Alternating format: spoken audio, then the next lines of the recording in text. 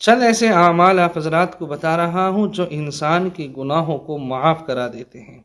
हदीस शरीफ के अंदर आता है, हज़रत अब्दुल्ला इब्न मसऊद रज़ी अल्लाह ताला अन्हु फरमाते हैं कि कुछ चीज़ें ऐसी हैं जो आदमी के गुनाहों को माफ़ करा देती हैं।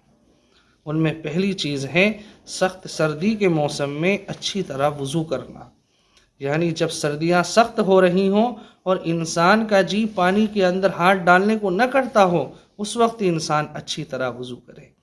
और दूसरी चीज़ है नमाज बाजमात पढ़ने के लिए मस्जिद की तरफ पैदल जाना। और तीसरी चीज़ है एक नमाज को अदा करने के बाद दूसरी नमाज के लिए इंतज़ार करना, दूसरी नमाज के इंतज़ार में बैठना। ये तीन ऐसे अमाल हैं जो इंसान के गुनाहों को माफ़ करा देते हैं। अल्लाह तबारक व तआला से दुआ है कि अल्लाह ताला हमें अमल की तौफीक